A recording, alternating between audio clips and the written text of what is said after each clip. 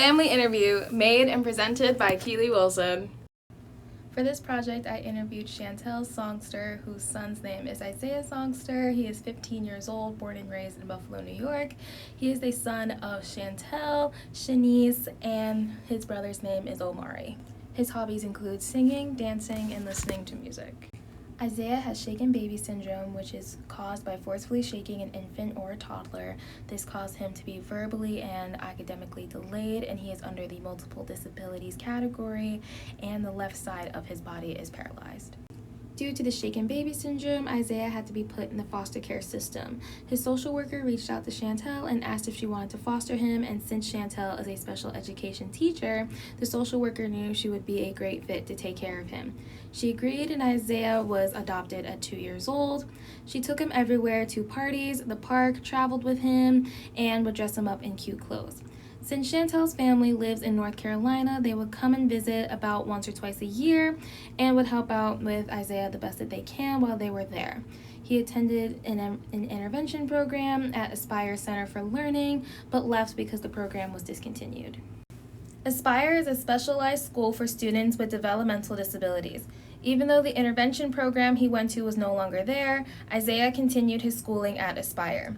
He has an IEP, and his mom feels that the IEP team makes her feel very supportive and heard throughout the meetings. He also receives occupational therapy, physical therapy, speech therapy, and vision therapy.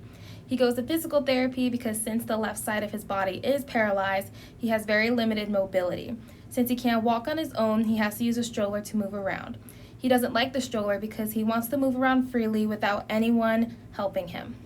Chantel has also said that he tries to move on his own around the house, but he's also aware of why he needs the stroller, so even though he doesn't like it, he still uses it. He also receives PT because the left side of his hand is very tight all the time, so he receives therapy to help bring back movement into his hand. Since he is also verbally delayed and doesn't have a communication device like an iPad or a Dynavox, he can only communicate through making noises, so it's hard for him to tell everyone what he wants or needs, so he takes speech to help communicate with others.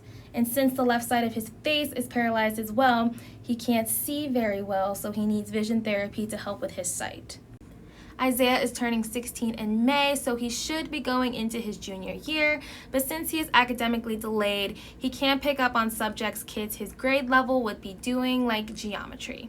He can, however, take the NYSAA, which stands for the New York State Alternative Assessment, which is given to kids with severe developmental delays to demonstrate where they stand on the preschool to 12th grade level. The tests he takes are English, math, and science. Chantel says that even though he's doing well in school, she wished that his teacher would do more lessons that accommodates to what the students like to do. For example, Isaiah likes music, so his mom feels that if the teacher would do an occasional music lesson, he would be more attentive in class.